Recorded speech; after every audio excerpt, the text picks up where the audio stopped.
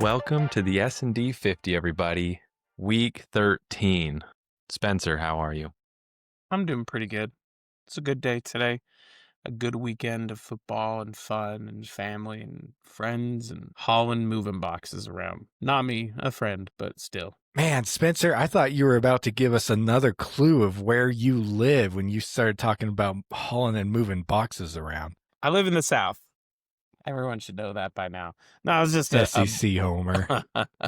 it was just a buddy who was moving between houses in like the same neighborhood, basically. So No wonder the S&D gives so much love to the whoa, SEC. whoa, Gosh, whoa. should have known it's just another Homer, Shoulda just known. another SEC Homer model.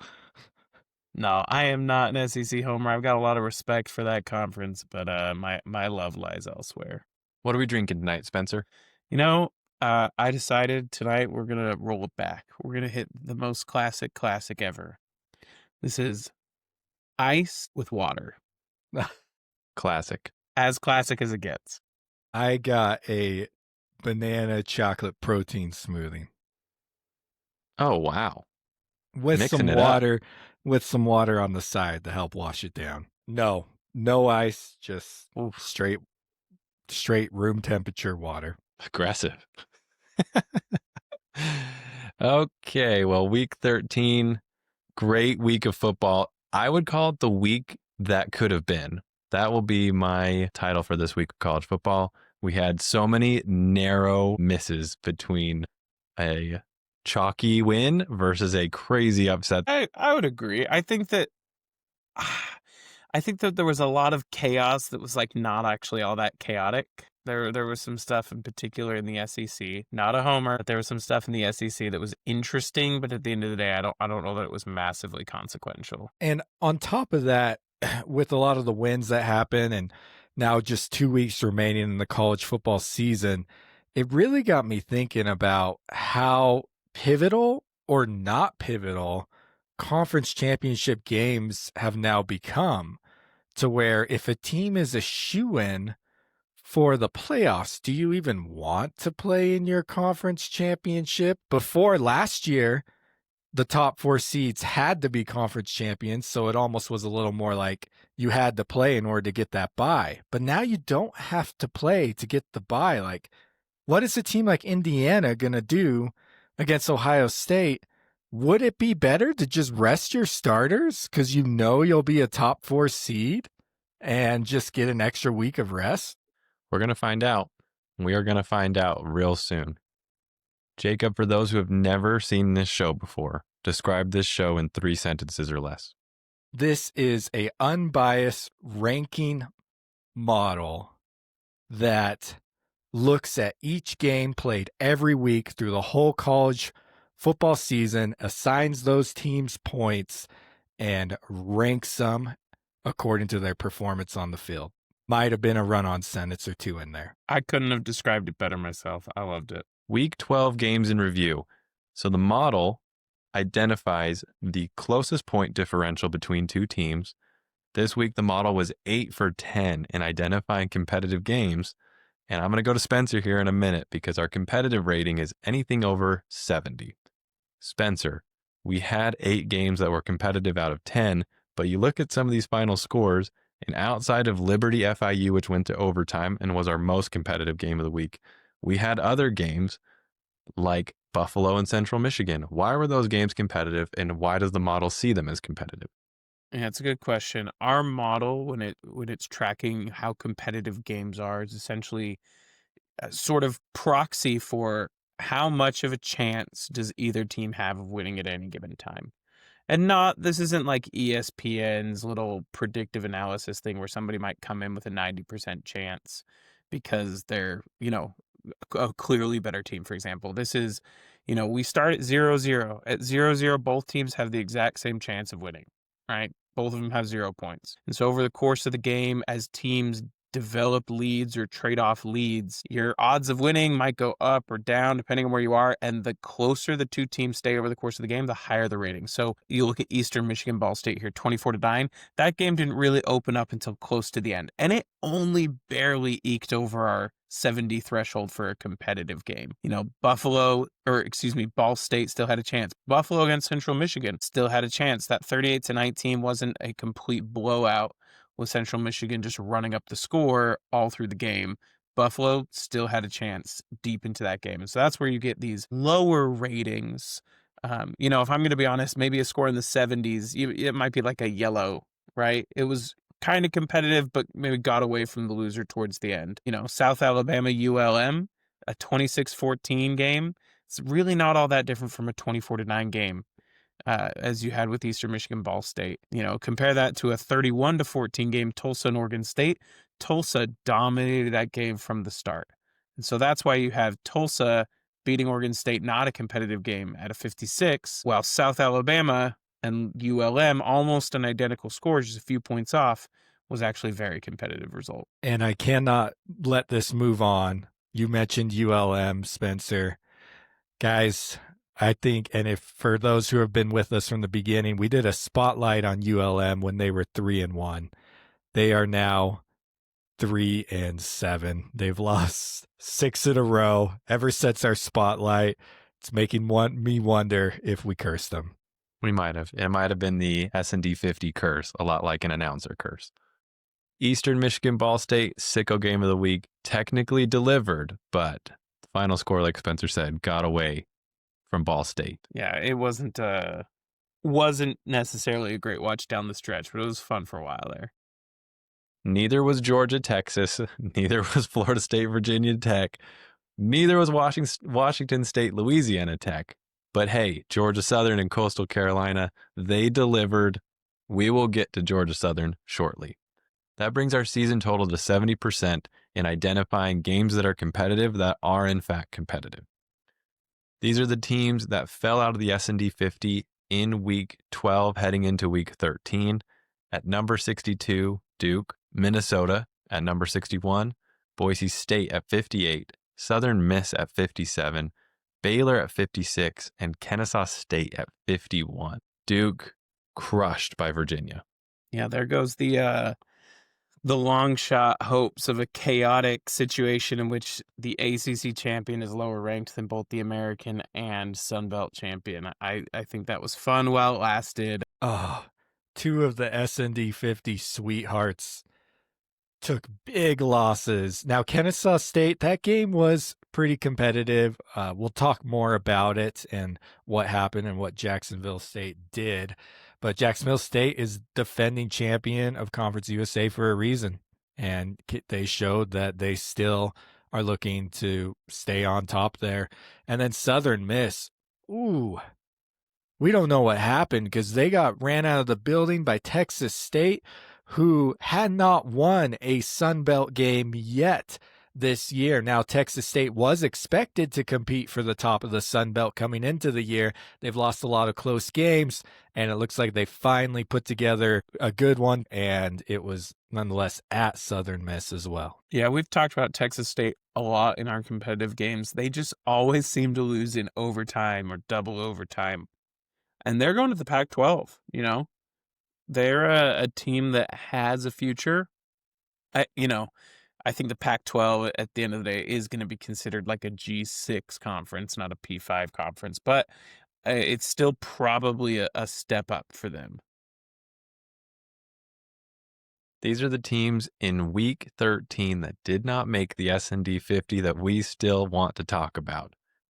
At 117, Kent State. Holy golden flashes. Kent State has only had 7 winning seasons since 1977. Their last time they've even won more than 2 games was 3 years ago. They went 0-12 and 1-11 in the past 2 seasons. Kent State beats Akron. Turns out that's a rivalry. I tuned into it. They get the wagon wheel. Kent State making some noise. Yeah, basically crosstown rivals with Akron. Schools are only located about maybe 20 miles apart. And we talked about a few weeks ago, lowest paid coaches, and Kent State's coach was on that list at making around $300K a year. Well, a few weeks ago, he got the promotion from interim to full-time head coach moving forward, and he's now getting paid $450K a year. So Kent State moving up in the world, shelling out the dough, and getting wins to show it. At number 90, Central Michigan, the Chippewas defeat Buffalo. Guys, I don't know how we have not talked about Central Michigan until this point. 6-4, they are tied for second. It's a four-way tie in the MAC for second place right now. So they got just as good of a shot as anybody to make that MAC championship game. And they have first-year head coach Matt Drinkle, who previously was the offensive line coach at Army last year, that same Army team that started off 9-0, that same Army team that led the league in rushing, averaging over 300 yards a game. He coached that offensive line, and now he's got Central Michigan humming, who has the second best rushing attack in the MAC right now. And not only that, I was going even deeper on Matt Drinkle today.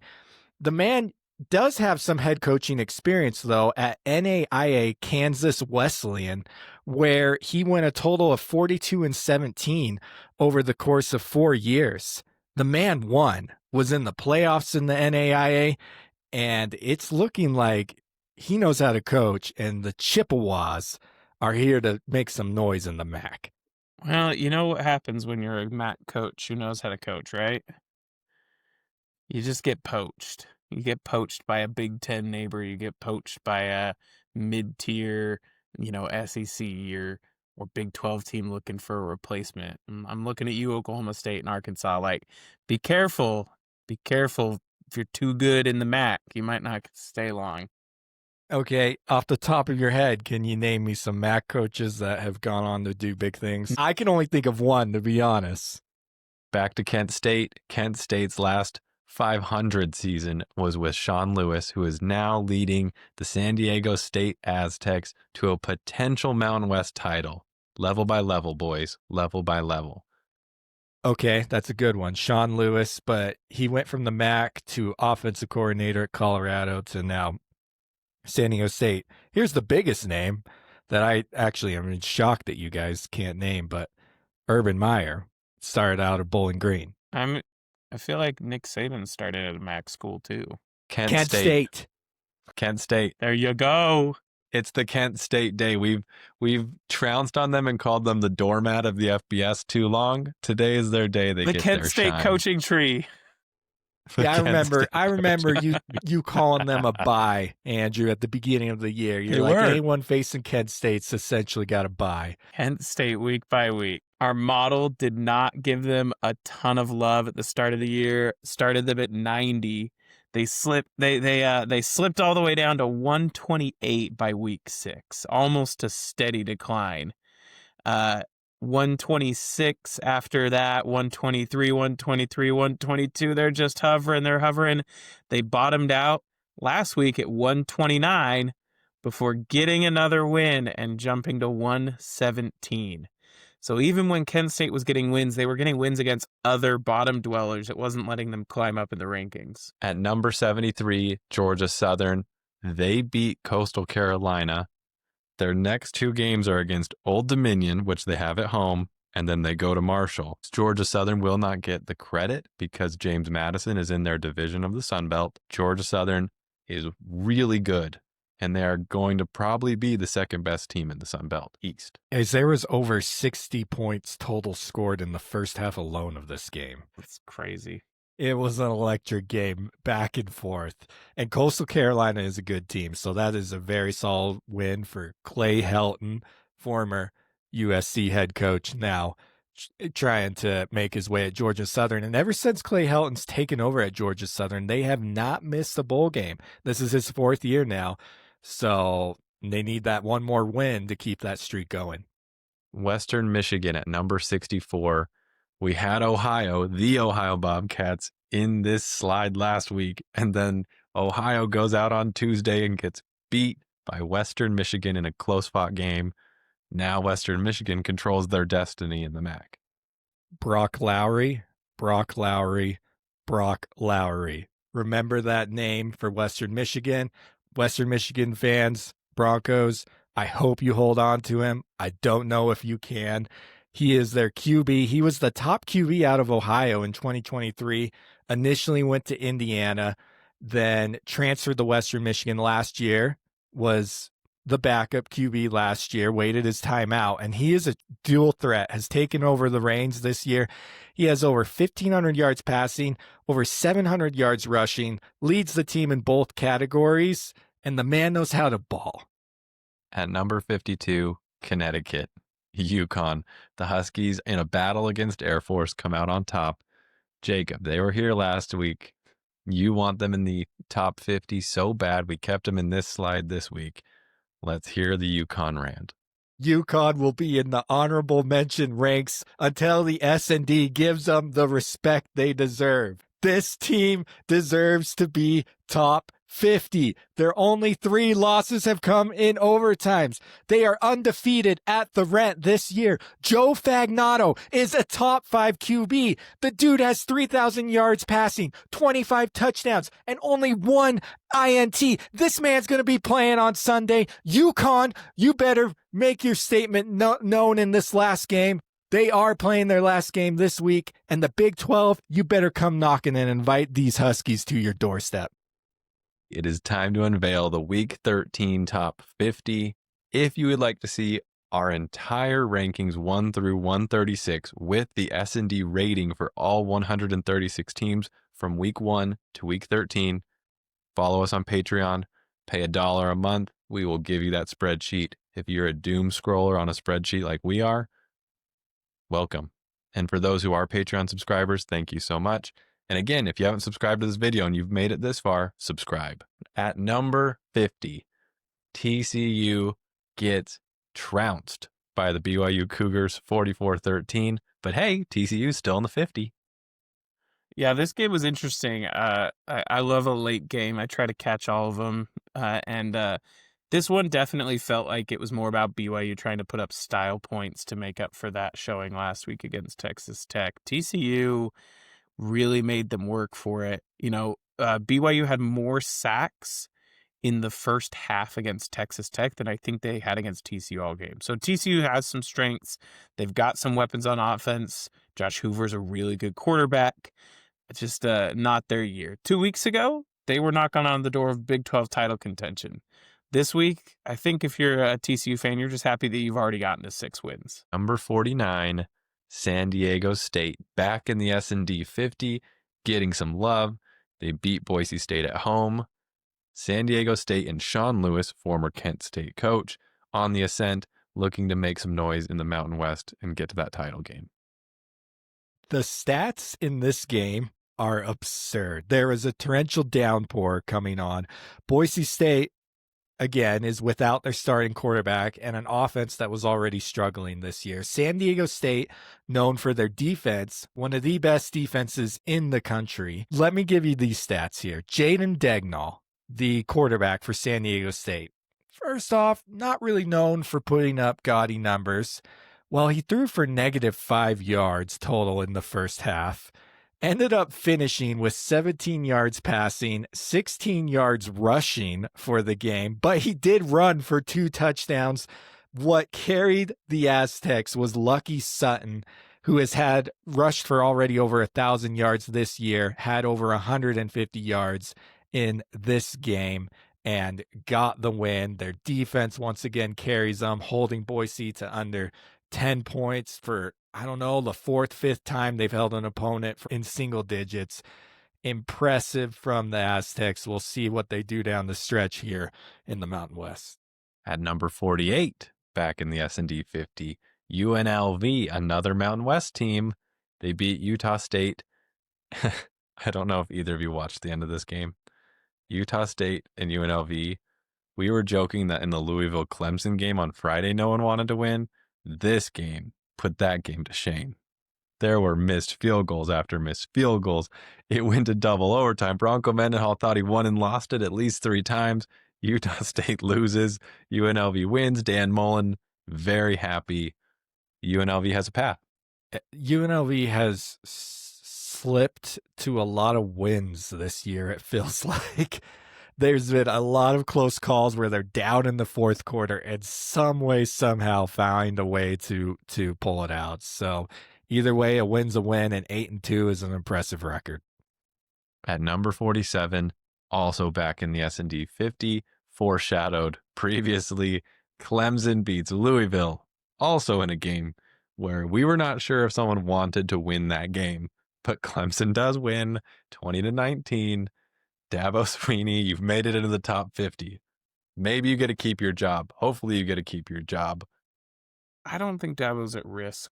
Like, honestly, Dabo would be, in my opinion, at higher risk of getting poached than getting fired from Clemson. Like, he's essentially a Hall of Fame coach. He brought Clemson up from effectively irrelevance to a national power. I don't think he needs to worry about that.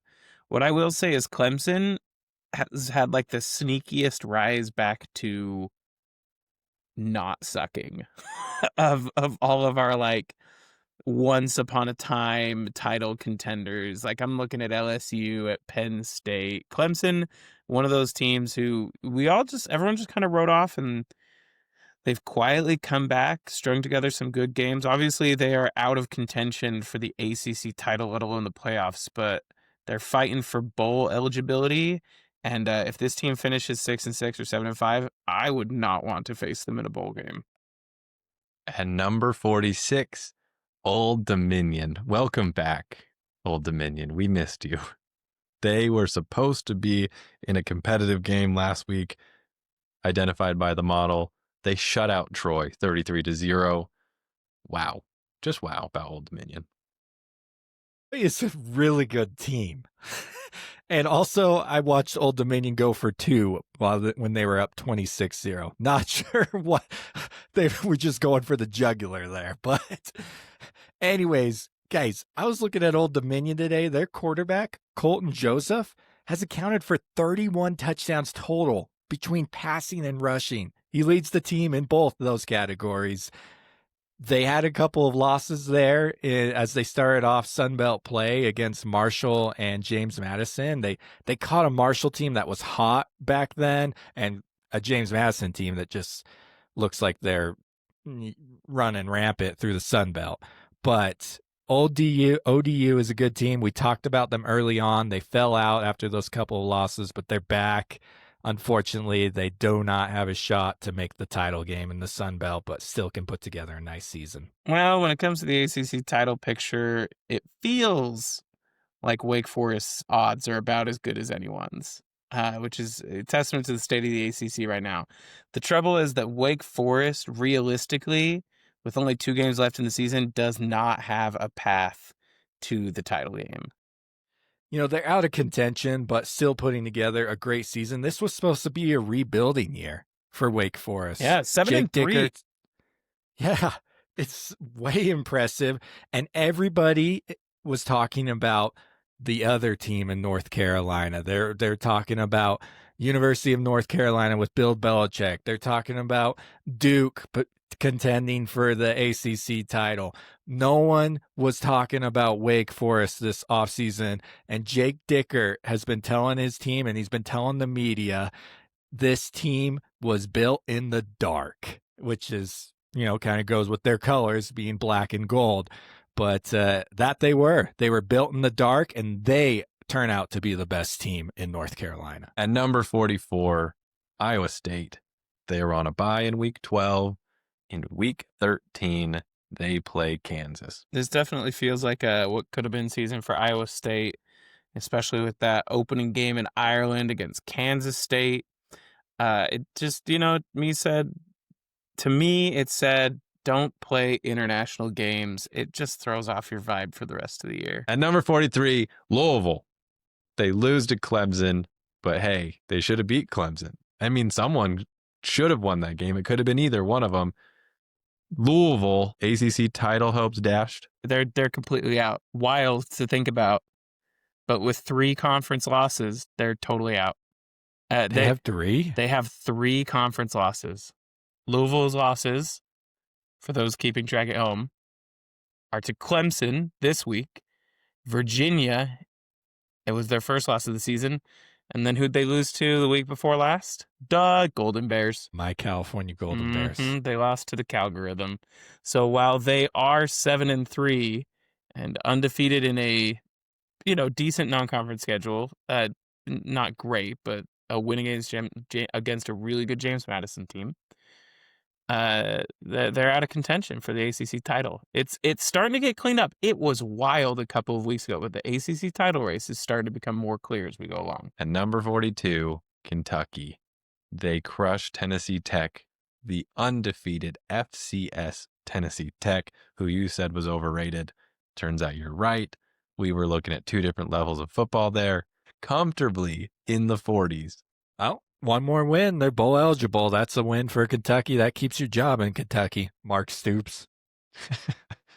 At number 41, new to the S&D 50, first timers, Jacksonville State. If you're looking at the thumbnail wondering what is that weird logo in the upper left-hand corner, it is Jacksonville State. Spencer asked that very question. They get a huge win against Kennesaw State at home. Jacksonville State looking like the Conference USA title leader this week. Yep. Clearly established themselves as the best team in Conference USA in a good game, but Kennesaw, sorry, better luck next year. So talk about bad luck, Spencer. Jacksonville State was only up 14-10 in this game. There was 5 seconds left in the first half, and they decided to put in their backup QB for a last-ditch Hail Mary, see if they can put any points up on the board, and it works. 2 Kennesaw State defenders run into each other, bat the ball up in the air. It goes straight into the hands of a Jacksonville State receiver at about the 7-yard line, and he had a clear path to the end zone. So that ends up putting them up 21-10 at the half. Big difference from just being up 14-10, and they never looked back in that game after that. That's wild. It was wild. And here's the even more wild thing. Jacksonville State's whole team basically turned over this year. When Rich Rod left to West Virginia, he took a lot of players with him. A lot of the players dispersed to other teams. They got paid at bigger schools. This team is basically an entirely different squad from last year's CUSA champs. But here they are, proving that the culture of the school wins over anything, and they are now leading in Conference USA, looking to repeat, and they have the NCAA's leading rusher on their team in Cam Cook, who transferred from TCU. The guy has 1,500 yards already. At number 40, LSU. They beat Arkansas. They get the boot, but man, I don't know. 23-22 final score. Frank Wilson gets his first win as interim coach, but man, LSU made it very dicey. And the crazy thing is, this is an LSU team that could probably still put together a win against Oklahoma. They still have the Sooners left on their schedule. Oklahoma, for all of its excellent execution on defense and special teams, has weaknesses. LSU is a very flawed team as well. They could upset the Sooners. Yeah, you're talking about LSU upsetting someone. I'm curious about that game before Oklahoma, the game this week where Western Kentucky, the Hilltoppers, come to Death Valley. I am tuned into that to see if they can get the upset on that SEC foe. South Florida, the USF Bulls. We've gotten a lot of flack this season for not having USF higher. I want to hear you in the comments. They won't say it. They've all gone into hibernation after that loss to Navy, Andrew. But South Florida is all but eliminated. They're technically not eliminated from the American, but they have to have an absurd amount of things go right for them, and they have to win out in order to make the conference title game. It's looking very bleak for the Bulls. Yeah, South Florida got way too much credit earlier in the year for beating Florida. Like, is that even a win? Boise. You know? And Boise. And it was Boise. that Boise, Florida back-to-back. Yeah. Which, look at where Boise is. They're not even in the top 50. Look at where Miami is. Not a clear-cut ACC title runner. And they got smoked by Miami. Mm-hmm. A Miami team who also may not make the playoffs. And what's crazy is people still give that loss more respect. South Florida getting smoked by Miami than Tulane getting smoked by Ole Miss, even though it's clear that Ole Miss is the better team. Right. It's crazy. You want to talk about crazy? At number 38, the Houston Cougars, they were on a bye last week in week 12. They are currently ranked 25th in the AP poll. In our S&D 50 model, they are 38th. I do not understand how this happens, but it's offensive to the teams above them that we're about to mention, and there are a lot. Yeah, and you want to know why Houston's 25th? I got you on this one. Because let's pretend with me that you're a beat writer for a team in California or a team in Florida, and you could not give a flying rat's behind about who, outside of your favorite 3 to 5 teams that you support, you could not care any less about how anyone else is doing. And so all of a sudden you've got Tennessee ranked 20th already, and you've got all your 3-loss, and 2-loss, 1-loss teams from your preferred conference, and you've got one more spot to fill on the ballot. You know what you do? You just stack all the Power 4 teams together and pick the one with the fewest losses. That's what you do. You start saying, hey, that Houston team's only lost twice. They're all right, I guess, and you throw them on the ballot. Arizona State is better than Houston. I get they have another loss, but Arizona State is in the same conference a team that probably should be ranked higher. They have the only win against Texas Tech this year. And just to name one, you could look at other conferences for other examples of teams with 3 or more losses that are better. You'll see more in our own ratings. Arizona State is a great example, Spencer, because there's the other problem. Up. But Arizona State lost to Houston. Therefore, we cannot rank Arizona State ahead of Houston at this point. Why? Why does that work like that? I don't like it. That's why we made this model. We're going to keep going through this, but Arizona State should be in the top 25. They are not even ranked. Atrocious. At number 37, New Mexico, they are up 9 spots. They beat Colorado State 20-17. New Mexico looking great in the Mountain West. They look like they might make the title game. They do have a tough last game of the year against San Diego State, but that's what's going to enable them if they beat the Aztecs. And if Boise State takes one more loss, which right now looks like they very well could, as Boise State is reeling. So they just need one loss from Boise because they lost to Boise earlier in the year, and they win out. They're in the title game. And New Mexico already now, with this win against Colorado State, has secured their first winning season in 9 years. The Lobos are humming. Jason Eck can coach, and I wonder where he'll be coaching next year. New Mexico, start the coaching search right now. Yeah, or they should be offering an absurd contract to Jason Eck right now, trying to tie him down, because if they don't, they're going to have their third coach in 3 years. At number 36, Washington. We can't quit Washington. Washington can't quit the S&D 50. Beats Purdue 49-13.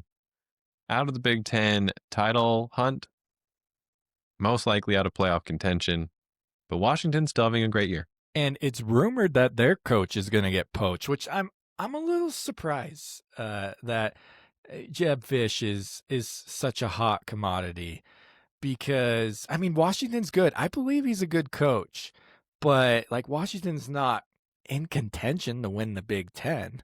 He took over a team that went to the national title game, if you remember, but I guess Washington Husky fans are a little concerned that they're going to be running through another coach. At number 35, Kansas State. They beat Oklahoma State, but the score was 14-6. Yeah, that's why they're not getting too many points in our model. They're only going at 40 rating points. So for context, if you beat an FCS team, you probably get like 10.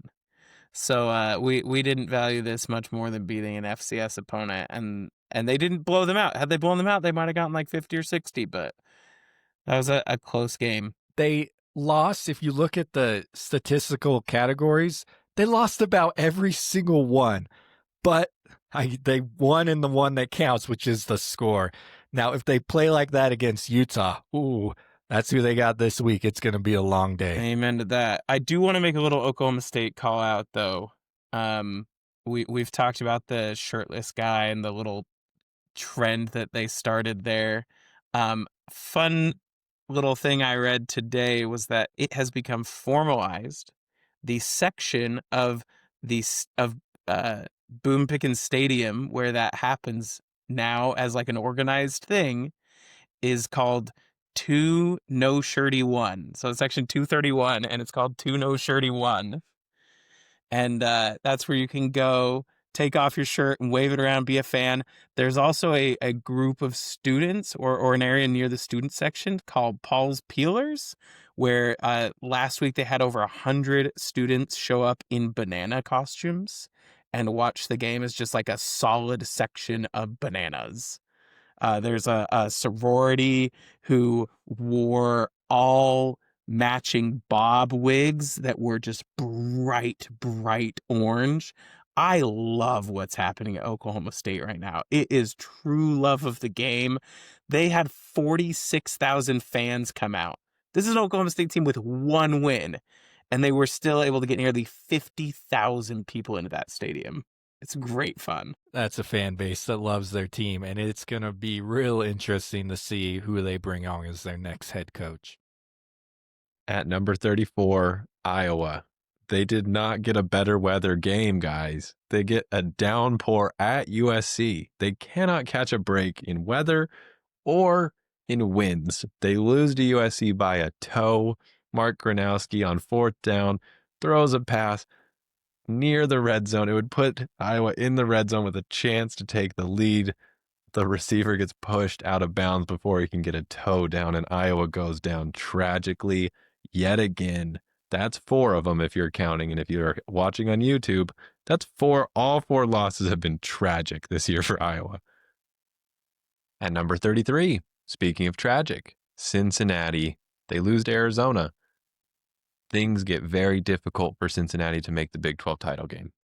If I'm not mistaken, they no longer control their destiny. Prior to this, Cincinnati controlled their destiny. If they beat BYU this week, they knock BYU into the 2-loss column. That joins Cincinnati and Utah and Houston and Arizona State. It is thick in the Big 12 right now at 3rd place.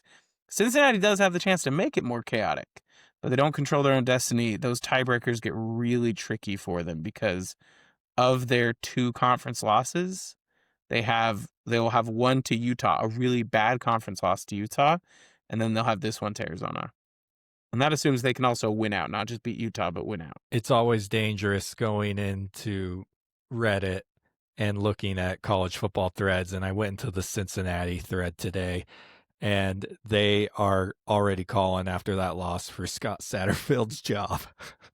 Even though they're 7-3 and they still might make the Big 12 title game. It's not completely out of the picture, but they're not happy with Satterfield and that loss. You said that this is the most depressed fan base that couldn't get excited about their team, Jacob, and here they are, just representing what you said. Poor Cincinnati. At number 32, Nebraska. They're on a bye in week 12, and in week 13, they have Penn State. Hey, a chance to get 8 wins. Hey, at this point, Nebraska, just try to stack as many wins as you can because it's about next year and rolling that momentum forward.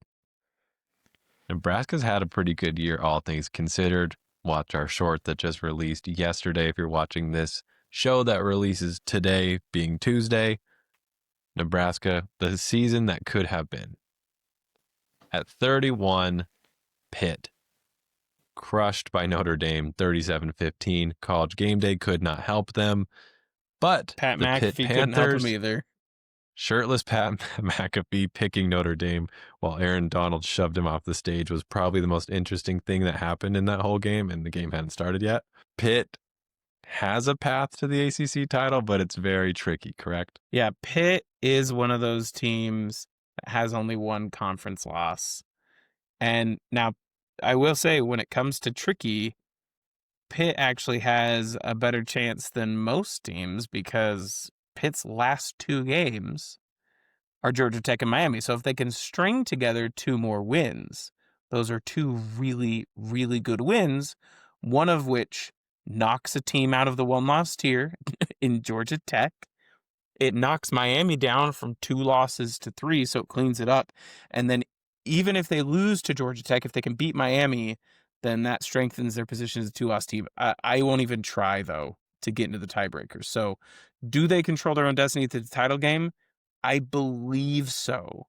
But if Virginia, Pitt, and SMU all win out, that's 3 one-loss teams. I think Pitt is in, but I don't know. It's wild. At number 30, the Arizona Wildcats. They are up 14 spots. Brent Brennan doing big things at Arizona. It's a huge win against Cincinnati. Brent Brennan. People talk about Jeb Fish, who used to coach at Arizona before he left to Washington, made Arizona relevant again. Brennan had a down season last year. That was his first year there, but has turned it around this year. And a big key to that is he brought in Danny Gonzalez, the former head coach of New Mexico, flamed out there with the Lobos and came in as the DC for Arizona this year. And he's turned Arizona's defense into a top 20 defense. That's right, and that's what's been the difference this year. They got Fafita slinging it. They got the defense laying the law down. And honestly, I know the S&D doesn't quite agree with me right now. I think this is clearly the best team in the state of Arizona. At 29, SMU on a bye in week 12. We said it earlier. They have Louisville this week. SMU has a path. They have one, but they don't control their own destiny. They need actually quite a bit of help, multiple teams to lose, because they would lose the tiebreakers. So they have to win out, but they need help. SMU reaches the ACC championship game if they beat Louisville and Cal to finish the season. Virginia Tech has to beat Virginia. Pitt has to beat Georgia Tech, and Miami has to beat Pitt. That's really unlikely. The most unlikely thing there, I think, is Pitt beating Georgia Tech to me. I agree. At number 28, Tulane. They beat FAU. Tulane just marching on 8-2 in the American. They're another team, though. They don't control their destiny. They could win out and miss the American title game. They need Navy or North Texas to drop a game. If either of them drop one game, then they control their destiny. At 27, speaking of controlling destiny, East Carolina gets a big win against Memphis. We were on this before Vegas. East Carolina's no joke, having a great year at the American. Yeah, but speaking of controlling destiny, they don't either. Their situation's even worse than Tulane. They need Tulane to lose, and then also either Navy or North Texas to lose.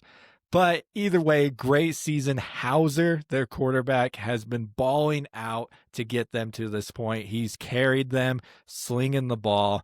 East Carolina is a force in the American. At 26, Georgia Tech beats Boston College, but loses points in the S&D rating system. Boston College is really low ranked out of 136. Spencer, pull that number for me. This was a ugly win for Georgia Tech. It is still a win. It keeps them in contention for the ACC title, but in our model, they are punished for that kind of performance. Yeah, Boston College right now, sitting at 124 out of 136. That makes them... That's below Kent State for anyone listening. You want to guess how many power teams are rated below them? Just one. Oklahoma State. They are the only Power 4 team rated lower than Boston College. At number 25, Navy, up 17 spots for that win against USF. Navy. Braxton Woodson, the quarterback who came in for a couple runs, looked amazing for Navy. Navy is dangerous. And putting together the best rushing offense in the country right now. Not surprised with these, the military academies, always dangerous with the triple option, but they're averaging 308 yards a game. Navy really makes the American interesting, guys, because they have that Army game that's after championship weekend. They could win that and then possibly lose to Army. Who knows? But Navy's a fun team to watch. At number 24, up 8 spots, Virginia walks all over Duke. Chandler Morris ends up playing Jacob. Dang so it. no problem. No problem for Virginia. What the heck? What was up with my source telling me that he was already ruled out? Like I saw him I saw him out there on Saturday. I'm like, what the heck? Like, anyways, but Morris is the key to this team as Morris go, Virginia goes, and now they're back in the driver's seat to be in that ACC championship game. What Virginia needs is to beat Virginia Tech. SMU loses to Louisville or Cal, and Pitt loses to Georgia Tech or Miami. So there's a really good path. At number 23, Illinois. They beat Maryland. 7-3 is a good record for the Illini, but again, a season that could have been. Quietly the best team in the Big Ten that's not in playoff contention. I mean, are we sure about that? Oh, what? You're saying Iowa, Yeah. USC? I'm saying Iowa would beat Illinois right now. Okay. I don't know about that. Remember this Iowa team. This is an Iowa team that lost by combined 7 points. Feels like 1.5 points. It's exactly. It's an Iowa team that knows how to lose close games. Now, I think that Jacob and I would be in agreement that Illinois and Iowa are better than Tennessee. Yeah, I could get behind that. Tennessee, to me, is the most baffling thing. They are winless against ranked opponents.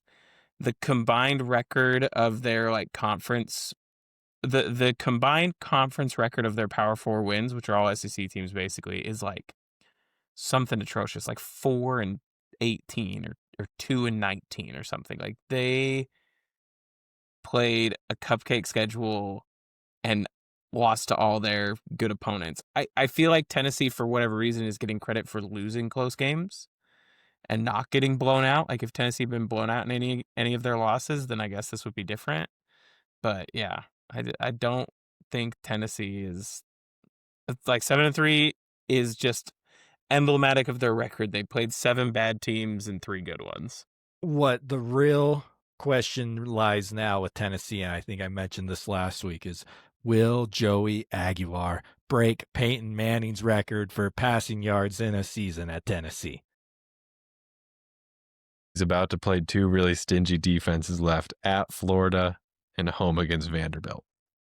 He just needs to average just under 300 yards a game, including these next 2 games and the bowl game. I like Arizona State. They obviously are not in a playoff position anymore, but this feels a lot like the Arizona State team last year, who down the stretch could beat anybody. Jeff Sims has proven that he can man the job while Sam Leavitt is out for the rest of the season. Jeff Sims is a very adequate backup, but he's not Sam Leavitt. And that shows by only winning 25-23 against West Virginia. At number 20, Vanderbilt. They were on a bye in week 12.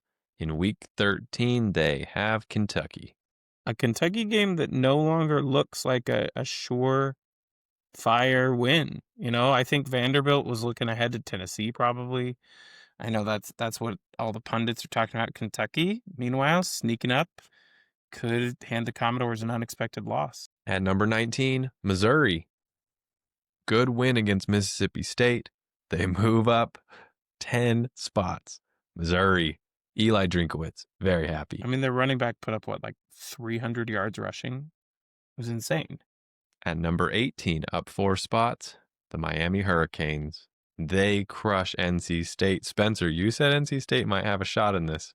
Miami closed that door real quick. Oh yeah, I was very wrong about NC State's ability to compete against Miami. And I'll be honest, I'll come clean. I honestly thought this was a road game for Miami. So had I known it was a home game, I might not have had that opinion. I just think Miami doesn't travel well. That's all. Back-to-back road games to finish the year off. Virginia Tech, Pittsburgh. Mm-hmm. This could be an 8-4 Miami team when all is said and done. At number 17, North Texas. They're down 2 spots. Even though they beat UAB 53-24, North Texas is not our highest rated G5 team this week, but they are the highest rated American team. This was North Texas's, they broke the AP poll rank finally. We've had them up here in the top 25 for a couple weeks now, thus showing how the SND is always a couple steps ahead of the human poll systems. But North Texas, this is their first time getting ranked by the AP in 66 years. One of only 2 teams to do so, apparently. And our highest rated G5 team at number 16, James Madison. Ranked number 21 in the AP poll this week, number 16 here in the S&D 50. They are 9-1. They annihilate App State 55-10. And they secured their spot in the Sun Belt East Division as the champions. So they are at least guaranteed a spot in the Sun Belt Championship game now, as they are undefeated and all the teams behind them have 2 losses or more. And guys, for those here on YouTube looking at that logo, like, gosh, is that a cool logo or what? The Dukes with the bulldog and the crown and the wicked collar around them. Like, gosh, don't you want to be a James Madison Duke? At number 15, down 1 spot, maybe it should be more, Michigan beats Northwestern 24-22. Michigan turns the ball over 5 times. In this game, the most turnovers a Michigan team has had in a single game since the 2018 Outback Bowl. And Michigan almost loses to Northwestern for the first time in 25 years, but they walk it off at Wrigley Field. Michigan keeps their chances alive at a Big Ten title path and a playoff berth because they don't blow it against Northwestern. They have Maryland and then the Buckeyes. At number 14, Texas, down 6 spots. The AP poll put Texas at 17. S&D 50 has them at 14 this week. A game against Georgia that was competitive in the model, but if you watch it on TV, it just didn't feel like Texas was ever going to be able to move the ball. And I'm still hearing rumblings, though, that if they beat A&M, that they might be in the playoffs. Texas never dies. No, I think 9-3 Texas is out. I think that 9-3 Texas is in with a win over Texas A&M in a world in which the last playoff spot is the last at-large bid is going to a 9-3 team. They would be almost undisputedly the best 9-3 team out there because they would have a win against one of the 3 best teams in the country, a 1-score loss to one of the 3 best teams in the country, and then they would, their other losses are as comparable to anyone else's, right? So I think that Texas would have the best or one of the best wins, and then again, the best or one of the best losses. I think if it comes down to a 3-loss team, Texas is the leader, but I don't think it's going to come down to a 3-loss team. Spencer sounding like an AP voter here talking about high quality losses. Nah, dude, it's the wins that matter more. We're going to talk about that in a minute, by the way. At number 13, Oklahoma. They beat Alabama. Great win for Oklahoma. Spencer, why is Oklahoma ahead of Texas when Oklahoma lost to Texas? Great question. You could take the easy way out here and say Oklahoma has only 2 losses, Texas has 3. I mean, that's what the AP did, but our system, which rates teams, those ratings carry forward. It's not just an eyeball test each week where you say, oh, what a good win, jump, jump, jump, jump, jump. I mean, you see here, Oklahoma got 187 rating points added for their win. Texas lost 170. that closed the gap between them and put them pretty much on the same tier. The model really likes Texas. And so Texas has been pretty highly rated this year. And so now you end up with a situation where Oklahoma is only about 13 points better rated than Texas. The game was far enough ago that it's not really taking that into consideration anymore. So for all intents and purposes, these two teams have never played in our model now that that game was more than a month ago. And so if Team A played Team B 5, 6, 7 weeks ago, it's just not under consideration anymore. USC at number 12 up a spot gets a big win against Iowa. They now play at Oregon this week. Big game for the Trojans. Everyone was on Lincoln Riley's back for being terrible the last couple seasons at USC. He's finally 8-2, and it feels like no one's giving USC any credit or any care. I get that they have a difficult remaining game with Oregon, and there's not a clear path to the Big Ten title, but this is a clear turnaround for USC, and it seems that no one cares. It's honestly strange because growing up, this was the team for me that everyone was talking about every preseason, every year. What's going on with USC? And if they had a down year, it's like, what is happening with USC? There's a bunch of hype every year that they're going to be back in contention, and now they are back. And you're right, no one cares. It's really strange. At number 11, down 9 spots. Alabama was sitting at 2 last week. I said they were scary to play. I will eat some crow right now. They lose to Oklahoma 23-21. Now I'm unsure, but Alabama did play well against Oklahoma. And again, Spencer, why is Alabama ahead of Oklahoma when Oklahoma beat Alabama? This doesn't make any sense. Because they were so far ahead of them in our model to begin with. You don't get instant head-to-head corrections in our ratings. The rating is what the rating is. There's only so far you can fall for a loss, even a bad one. And I mean, you see there, Oklahoma, right here. Oklahoma got 187 points added to the rating for beating a top 2 team. 200 points. In a close-fought game. They did not dominate Alabama. That's important. Yeah. Alabama lost over 300 points. Again, mostly driven by themselves. You know, the past opponent adjustments were minimal in this week. So you close that gap, and yet Alabama is still almost 100 points better rated than Oklahoma. And it's because Alabama has put together a really impressive season, notwithstanding the loss at the start. They dipped way lower than Oklahoma has been at any point in the season because of that loss to Florida State. So before you add us in the comments, know that we had Alabama in the 70s. And they could have stayed a bottom dweller, but they turned it around. They put together a string of really impressive wins and, frankly, should have beaten Oklahoma.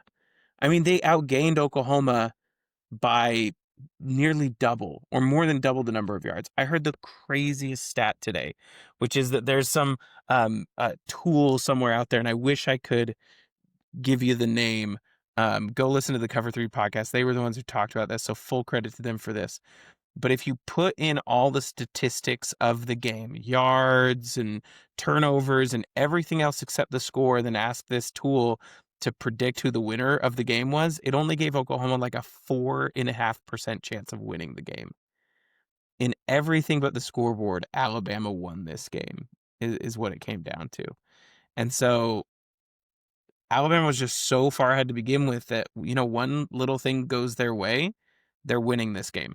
Oklahoma was just a better team in special teams and on defense at the times when it mattered the most, and that's what made all the difference here. At number 10, up a spot, Utah. Bird is the word, my friends. Bird is the word. So an interesting stat on Utah that I figured out today. They've only actually beaten 2 teams with winning records this year. But then that doesn't sound that impressive, right? So you're like, why are they ranked number 10? Well, here's why. When they have won these, I'll say 7 wins, one of those is against the FCS team. I excluded them. So there's 7 wins against FBS opponents. Their average margin of victory is 33 points when you average those 7 games out. Insane. Oregon, up a spot.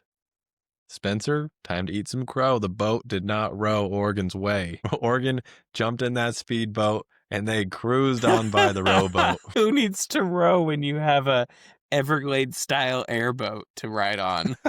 With a sweet duck. No, the Ducks are they're doing well. I think that they have bounced back officially from that Indiana loss. Just really putting on a clinic in this game. Really fun to watch. I got to watch that. It was a Friday night game, so that was fun to tune into. And yeah, Minnesota didn't really stand a chance. I kind of kept rooting for them, despite having no ties to either school. I had made the comment, and Minnesota just couldn't do it. We cannot have two schools who don't typically have white helmets both wear white helmets at the same time. No, That is not okay. Come not on. not Especially okay. between two Nike schools. What are we doing? Minnesota with an old school gopher on one of the sides of their helmet. I couldn't decide if I loved it or hated it. Interesting choice. I like the changeup though, but come on, yeah, you can't do it when both teams are doing it. Now, BYU, this is obviously higher than the AP. We will find out tonight where they're ranked on the college football playoff committee. But I was looking at their wins, and they have 5 wins over current, I'll say that again, current SND 50 teams. So that's why we're seeing them at number 8. Yeah, they have put together a really good stretch of wins. I mean, they have that win against Arizona, who's surging right now. They have played some weak opponents too. Colorado among them, a team that's really tailed off. But the win against Utah looks spectacular. It's just the loss against Texas Tech was not close. I think that's going to hold them back in the eyes of the committee. Could also do them in when it comes final selection Sunday if they get blown out in similar fashion. Assuming they make the Big 12 title game. If they lose in similar fashion, that might be enough to knock them out. At number 7, Texas Tech. Texas Tech crushes UCF again. Texas Tech is so dominant on defense, it's scary. There's a clear gap here between BYU at 8 and Texas Tech at 7. We saw it on the field with BYU playing TCU. Texas Tech is so good. And if they had not lost that one game, I don't know where they'd be in this model, but it would not be 7. Yeah, I think if they had won, they would for sure be in the top 4 at this point among the undefeateds. Could be vying for that 2 spot though. Would be interesting to see how they would shake up. At number 6, Georgia, getting their credit. These Georgia fans have been at us all year. Here they are at 6, getting their credit. They dog walk Texas. Nothing to say here. Jacob, you have to say something here. You said they weren't good last week. It's time to fess up. Give Gunnar Stockton his credit. The man can ball. I will. He has surprised me this year. I guess I judged him too harshly when he stepped in the SEC championship game when Carson Beck went down. But Georgia is proving that they are good and that they probably deserve to be in the playoffs. Say it with a little more gusto, my friend. At number 5, Ole Miss. Oh no, Ole Miss lost to Georgia. Why is Ole Miss right ahead of Georgia, Spencer? This doesn't make any sense. I mean, this one's way easier. Just I don't know. It's not on the same slide, so it's hard to remember. But number 6 Georgia has 6,002 points in their S&D rating. Number 5 Ole Miss has 6,003. Now I want to specify here. I'm pulling this up right now for our listeners at home because we round on these slides, but for ease of understanding, Georgia has 6,001.11875 points. Ole Miss has 6,002.90225 points. They are separated by less than 2 rating points. And Georgia has played 1 fewer game. That means in 1 less game, Georgia has racked up almost the exact same amount of points that Ole Miss has with an extra game on their schedule.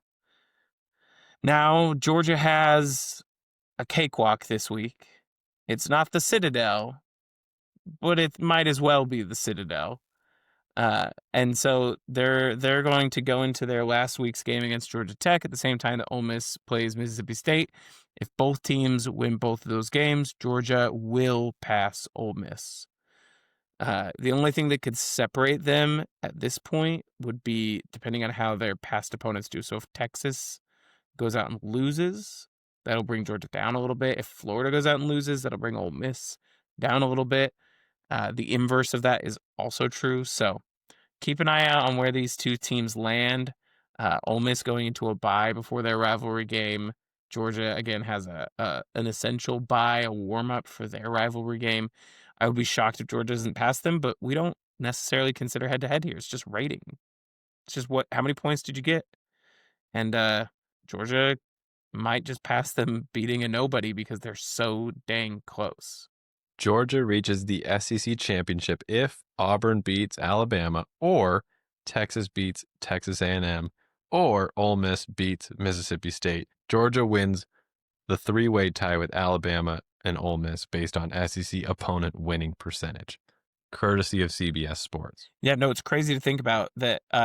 The three ways that Georgia could make the title game are one of two upsets or a clear favorite. Like, Georgia is a shoo-in almost. Love it. At number 4, up a spot, Notre Dame. We talked about it earlier. They beat Pitt. Notre Dame is one of those teams I cannot wrap my brain around if they're good or if they're bad, but this just seems par for the course, dominant towards the end of the year every single year. Yeah, and our model really likes them. It likes how consistent they've been in winning since the beginning of the year. It likes who they've done it against. Like, they've definitely had some cakewalk games, and you're going to see us giving way more credit for that win against Navy, for example. You're going to see us giving more credit for that win against Pitt. We didn't just completely write them off. And so we give Notre Dame fair credit for those wins. And as you know, they close out the season, Pitt was really their last significant test. I think they are essentially a lock for the playoffs. There's very little that could knock them out at this point. You know, I've heard a lot of people complain about Notre Dame having 2 losses and that their schedule being easy and they shouldn't be this high. And most of the time, I'm right on board with that train. And this is one of the beauties of the SND is it's kind of helped grounded me and grounded a lot of my bias against the big dogs as I'm always cheering for the G5s. But I look at Notre Dame's schedule and I'm like, honestly, this schedule's tougher than a lot of Big Ten schools. They got wins against Purdue, Arkansas, Boise, NC State, USC, Boston College, Navy, good team. They blew out Pitt, good team.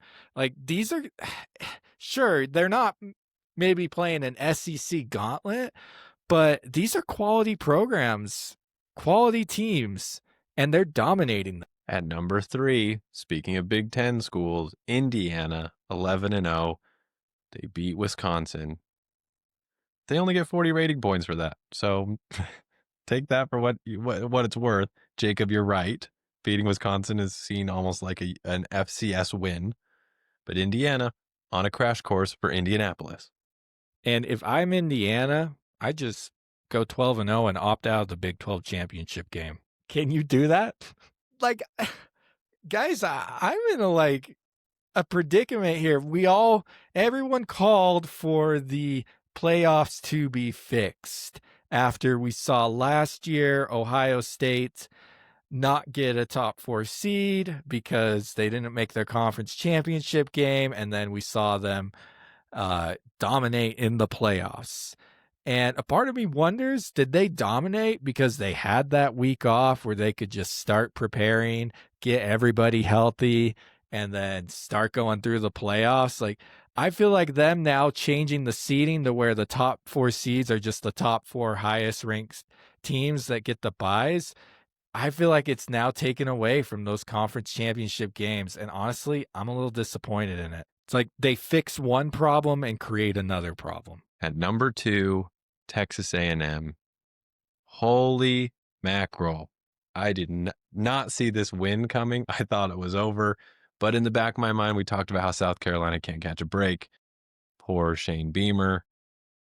The cough in the tunnel was horrible. Glad he got sent home. Texas A&M became the first team in the SEC when trailing by 27 or more to come back and win. The record is now 1-286. At number one, the Ohio State. It's just been the year of Ohio State. 10-0. UCLA, no problem. 48-10. This week, Rutgers. Next week, Michigan. Ohio State well on its way to the playoff. That wraps up the S&D 50 for Week 13. Let's get into the fun stuff. Week 13 Conference Index. We show the number of S&D 50 teams per conference and show how the average S&D rating of all conferences compare to one another. Big, interesting things to note. The Mountain West has 3 teams in the S&D 50 but are still behind the Sun Belt. And the Big 12 has 1 more team in the 50 than the Big 10. The Big 12 lurking very close behind the Big 10. The SEC a runaway. The American creeping on the ACC. Week 13 conference quads. Yeah, this is interesting. Some changes here. First and foremost, the American, driven primarily by Navy's strong surge, jumped both the Big Ten B group and the ACC A group. So our American A group of North Texas, Navy, East Carolina, and Tulane have a higher average rating than any 4 teams out of the ACC right now. They slot in 5th behind our SEC, Big 10, Big 12 A groups, and the SEC B group of Oklahoma, Texas, Missouri, and Vanderbilt. So those 4 haven't moved. The SEC A, Big 10 A, Big 12 A, SEC B, they haven't moved in a long time. But there is some movement below them. So ACCA, Big 10 B, they dropped. The Sun Belt A quad dropped out of the top 10 after Southern Miss got trounced by Texas State. So the SEC C group slides back in here, and the ACC B group also makes an appearance on the back of Wake Forest and Clemson, both having strong showings. What a move by the American A. The top 4 teams in the American being rated higher on average over the top 4 teams in the ACC. If you do not follow this show, you would never think that. This is one of the beauties that the S&D sheds light on. And honestly, what's shocking about this is the American might not even get a team into the playoffs. I disagree. We'll talk about it in a second when we get to our playoff picture, but I think the American is a lock. One more thing to note that is really shisty here. The Big 10 B group is very close to passing the ACC A group. The ACC A group could fall even further. It's not over yet. The season's not done. So the ACC start winning. Speaking of playoff, Week 13 playoff picture. Again, for the second week in a row, we do not have an ACC team in these playoffs. Though, in a wild twist, we have 3, count them, 1, 2, 3 Big 12 teams. With Utah in the top 10, they don't get bumped for automatic qualifiers in this. So we've got Ohio State 1, Texas A&M 2 winning their conference championships. We actually have Notre Dame getting a bye, though, ahead of Ole Miss, ahead of presumptive runner-up Georgia in this scenario. Now, of course, we didn't actually game out the season to see who would win. This is just if the playoff happened right now. But really love to see James Madison and North Texas both making the playoffs. However, both of them in this scenario would have to go on the road to SEC opponents to play Ole Miss and Georgia in the opening round. Okay, and let's go back to this conversation on if the American gets a team in the playoffs. So if James Madison runs the table, Spencer, now the S&D recognizes how good the American is and how the ACC is reeling right now. Mm-hmm. But will the playoff committee recognize that? Yes. No, they won't. I guarantee you they're going to put in an ACC team. We're about to find out. I'm so excited to see how it works. It will make this show pop if the committee does put an ACC team because we will highlight the travesty that is. James Madison will represent the G5s if they run the table. Book it. And there's no way they are letting 2 G5s in to the playoffs. I think that even if James Madison is ahead of an American team, even in the second to last rankings, having an American title game is a bigger win than a Sun Belt title game. And I think they'll have the American champion jump James Madison. And Duke's fans will have every right to be outraged about it. And if Texas Tech's won, they get Texas A&M in possibly the Cotton Bowl. Oh, 2 Texas teams facing off in the Cotton Bowl. Texas. Let's go. Yeah. We're positioning for it. The S&D G5 Top 25 Week 13 edition. This is where we can hash it out even more, fellas. James Madison holds the number 1 spot, but the American takes the next 4 spots. And if you're looking even further, 5 of the next 6. So, Spencer, you have a point. The American is super deep. You know what I think should be thrown into this S&D G5 Top 25? Let's just go ahead and throw in the ACC teams and see where they line up against these. Let's just throw them in. They're basically at the same level as we're starting to figure out. You want me to give you a little preview of what that top 10 would look like with the ACC thrown in this mix? Yes. All right. So if we included, or basically we're just excluding the Big 12, the Big 10, the SEC, and Notre Dame, your top 10 would be James Madison, North Texas, Miami, Virginia, Navy, Georgia Tech, East Carolina, Tulane, SMU, and Pitt. So you would have 5 ACC teams in the top 10, but you would have 4 American teams in the top 10, and your 4 American teams would be higher rated than the first 4 of those 5 ACC teams. Like, this is why they jumped them in the quads. And then you would hit Mountain West after that. You'd hit South Florida. You'd get Jacksonville State before you hit another team in Louisville. The ACC definitely is deeper than any of them, but the gap is not that big. Jacksonville State versus Louisville. Ooh, I would love to see that matchup. Connecticut, Jacob. You want to see Connecticut play anyone in the ACC right now? Let's be real. Oh, yeah. I mean, we saw what they did to Duke. Let's give them another one. Let the Huskies have it. Week 13 games to watch. The model is 70% on the year in identifying games that are competitive between 2 closely rated teams. Weekday edition. There is only one game, but that one game is the sicko game of the week. We have never seen a rating differential of 1.6 between 2 teams before, but Louisiana and Arkansas State at 79 versus 80 are going to be the sicko game of the week this week. Yeah, that is the tightest resume comparison that we've seen all year. ESPN Thursday night, it's going to be a blast. In Jonesboro. In Jonesboro, no less. Butch Jones and Jonesboro with Arkansas State Red Wolves. The Fighting Joneses. Take on the Ragin' Cajuns. Yes, the Fighting Joneses. Should we call it Keeping Up with the Joneses if Arkansas State runs away with it and it's not competitive? I mean, I guess so. We wouldn't be the only ones, though. The Jonesboro Joneses is their new team name. If they win, you might see that on this graphic next week. I love how P5 or P4, big name former coaches, when they flame out, they find rescue in the Sun Belt, as we see with Butch Jones and Clay Helton, as we were talking about earlier. But moving on, the Missouri State at Kennesaw State game, that game is going to be fun. We got 2 5-1 teams in Conference USA. Guys, you know what the disappointing thing is? Missouri State, because it's year 1, they don't even qualify for their conference championship game. They can't even win their conference, even though they are tied for second place right now. And with a win at Kennesaw State would help propel them and to be in the driver's seat, but it doesn't matter. They can't make it. Minnesota Northwestern could have been the sicko game of the week. The rating differential is 13.9.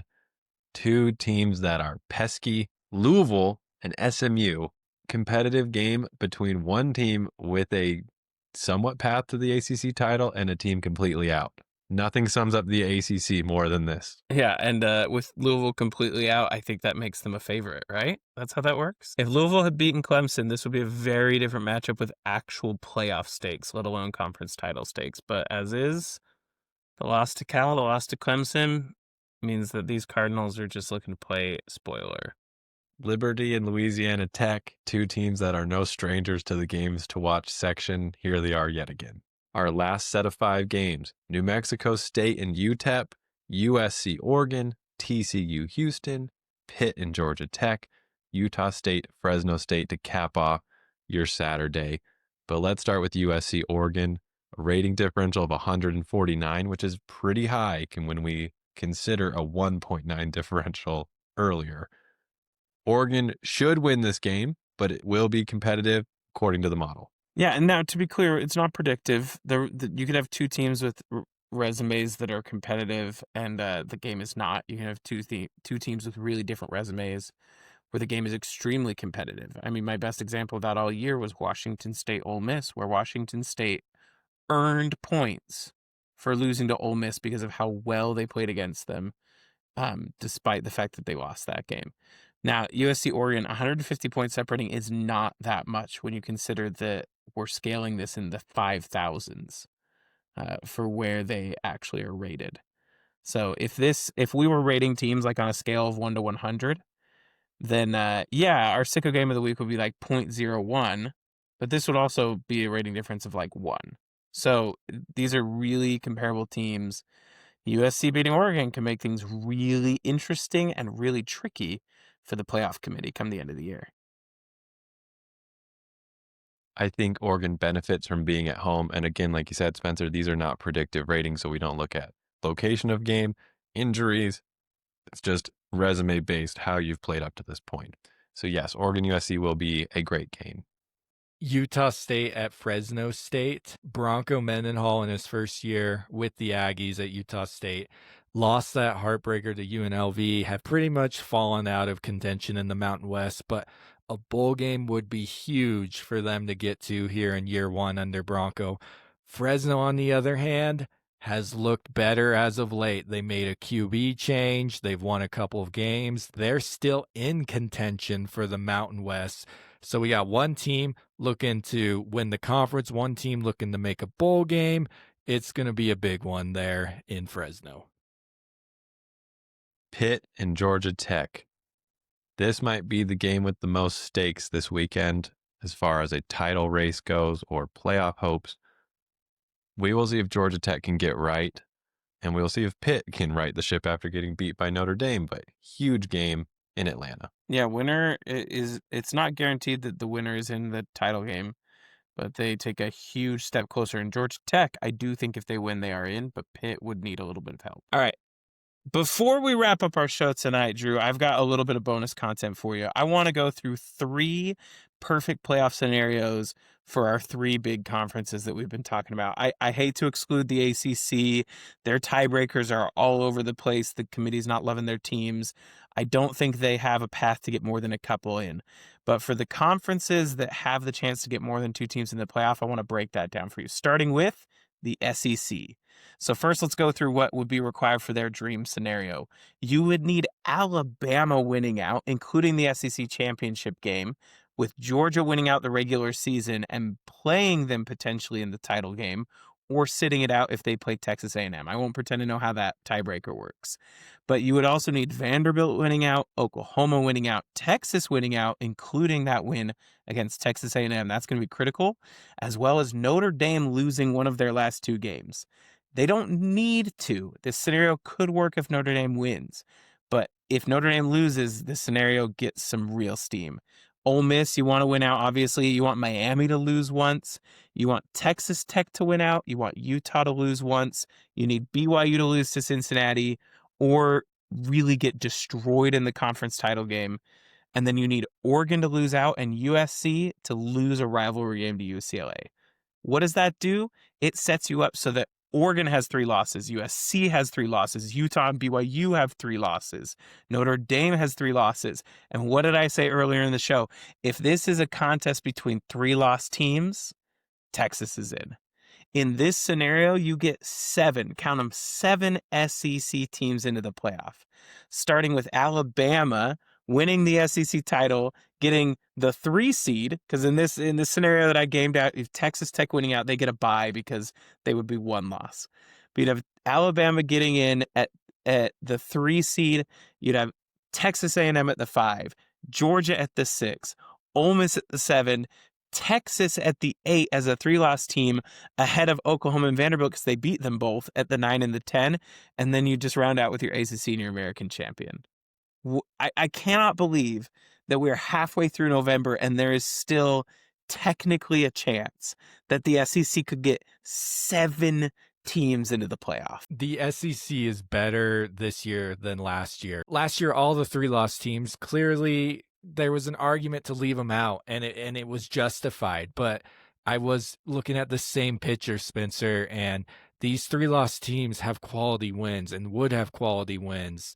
And I mean, I'm not an SEC homer, but yes, wow, the uproar that would go through the country if they did get 7 playoff teams in. Yeah, and I do think actually you might need Notre Dame to lose to make this happen, because a 3-loss Texas might get in over a 2-loss Notre Dame, but I don't think a 2-loss Vanderbilt would, because Notre Dame's 2 losses would be better. I don't know that a 2-loss Oklahoma, well, they've got that win against Alabama, so I don't know. It depends on where the committee ranks these. We haven't even seen the November 18th committee rankings when we put this together, but this would be a dream scenario for the SEC. Our next conference we want to take a look at is the Big Ten. The dream scenario of the Big Ten would happen if Alabama loses to Auburn. They've got 3 losses, they're out. Texas A&M wins out, they knock Texas clean out of contention. Vanderbilt loses to Tennessee, and Oklahoma drops one of their last 2 games to LSU or Missouri. You want Ole Miss to win out. You gotta separate the cream from the rest of the SEC. You gotta keep Texas A&M and Ole Miss, and you gotta get other teams to lose out. And then you gotta have some things fall your way in the Big Ten. You need USC to win out, you need Michigan to win out, and you need Oregon's only loss to be against USC. You need a little bit of chaos in the Big 12 to keep you from having to go up against like an 11-2 BYU. And then you end up with this playoff picture where you have Ohio State and Indiana getting byes. And then you've got USC coming in as the 6th seed, Michigan coming in as the 8th seed hosting Notre Dame, and Oregon still making it in as the last team in before your conference champion qualifiers from the ACC and the American. Not only is it a possibility, this is way more likely than the SEC one we just went through.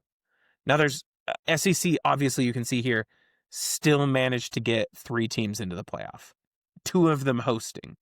So the SEC is still in good shape, but the Big Ten could very realistically get 4 teams in. All right, last one that we're going to go through here is the Big 12.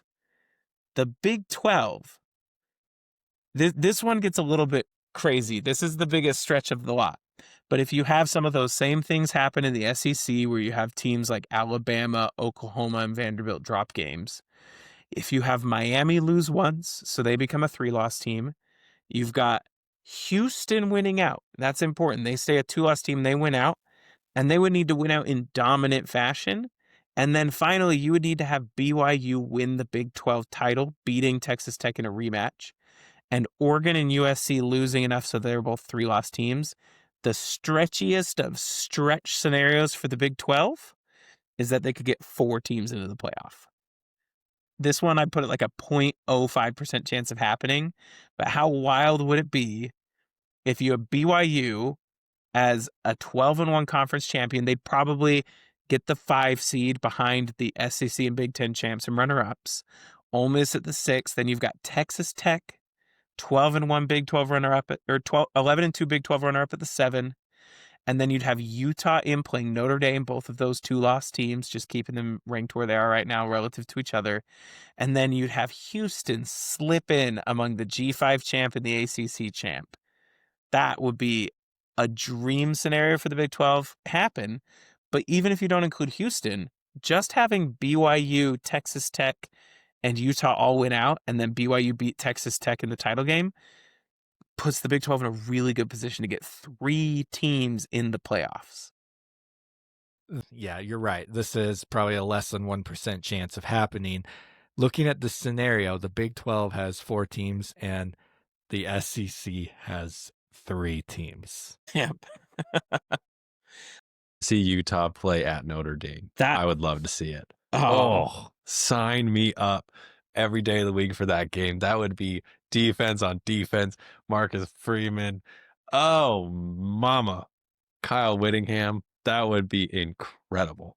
Bird Ficklin. Bird is the word. Gee whiz. This is cool. The fact that this is also a possibility. Mind blowing. It's cool. right. And like, take Houston out of it though.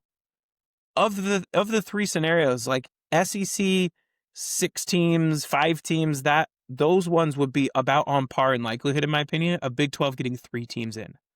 I mean, Utah is knocking on the door.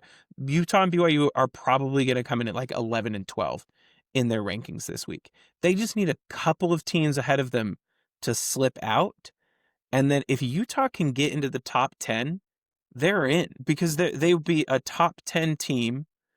You're probably not getting passed by any conference champions behind you, because you'd have 3 conference champions ahead of you, because BYU, Texas Tech, one of those would be ahead of you. You'd have the Big 10 and the SEC champion ahead of you no matter what, right? All 6 of those teams playing in those games would be ranked ahead of you already.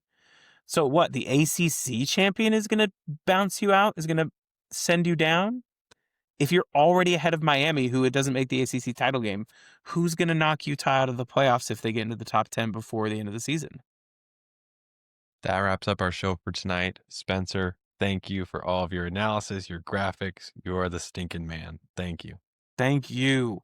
Thank you for helping put this all together. Andrew, we don't call it out enough, but Drew is our editor extraordinaire. He gets all the production credit here. So thank you, Drew, for making this possible as well.